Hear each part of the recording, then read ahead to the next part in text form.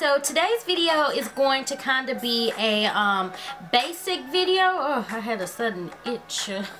Yeah, but it's gonna kind of be a beginner video, kind of a basics video, because I've been getting a lot of questions about like the different functions that different brushes do, if that makes any sense. I don't know if that makes sense, but maybe I'll understand what I'm saying. This video is also going to be on some new brushes that I just recently got, and these are the Sedona lace brushes, so it's kind of like a 2-in-1 video. So yeah, these are the brushes, and they come in this really cute little pink bag, and it's a drawstring bag, and you want to do it like this, and it comes in this cute little pink pouch like this, and it unrolls, and it's got drawstrings. And here are the 12 brushes, and it has a flap to protect them.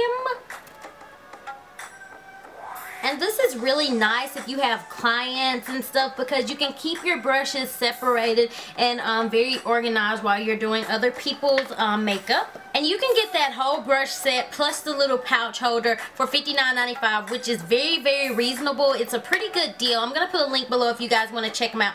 But the first brush that I want to talk about is this large powder brush, and it's the Sedona Lace 376. And all of these brushes do have the number on them, so if you want to be like really fancy in a makeup tutorial, you can be like, oh yes, this is Sedona Lace 376 brush. But yeah, this is a large powder brush, and of course I use this kind of brush to set my face with powder, of course. So this next brush is the 813, and this is a duo fiber brush, or a skunk brush as I like to call it. This can be used for foundation. A lot of people like this brush because they say it gives like an airbrush finish. Like if you take your foundation and you swirl it on like that, it'll give you a really nice flawless look. So this next brush is an 850 brush, and this is a brush that I would use for blush or for like a contour, so it's kind of like one of those 2-in-1 brushes. Now we have the 727 brush, and this would normally be considered a foundation brush, but me personally, I like to use this for concealer underneath my eyes sometimes, and occasionally I will use it for foundation, but I really do like it for under eye concealer. So now for the eye brushes, the first brush we have is a 941 brush, and this is an eyeshadow shading brush. Yeah, an eyeshadow shader brush. And you're going to use this to pack color on your lid area. At least that's what I prefer it for. You could probably find another use for this kind of brush, but it's really good for packing color on the eyelid area. So next is the 863 brush, and you definitely need one of these brushes when applying makeup.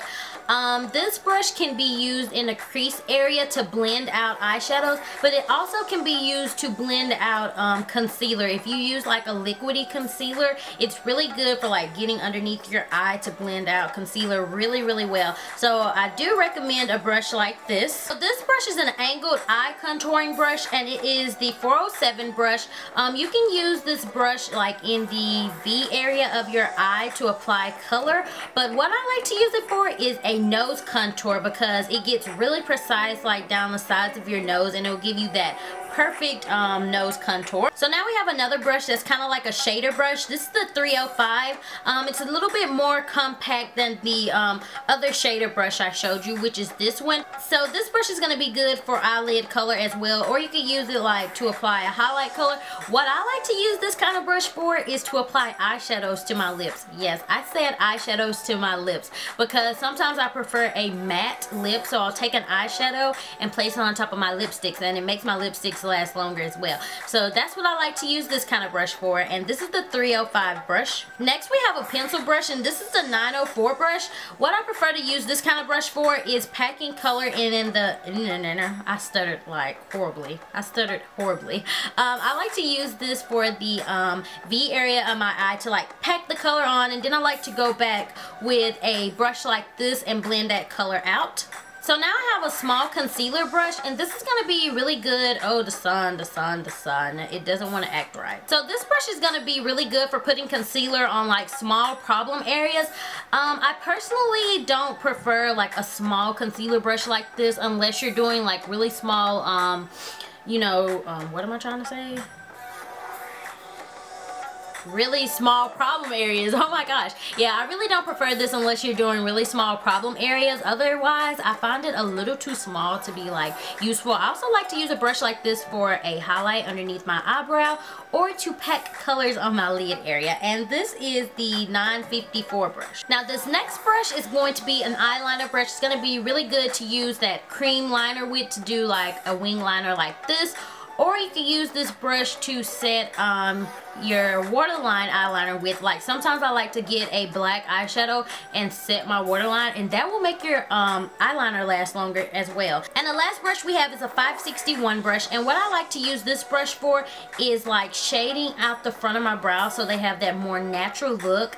You can also use this for, what else do I use this for? You can also use this to set your eyeliner with as well.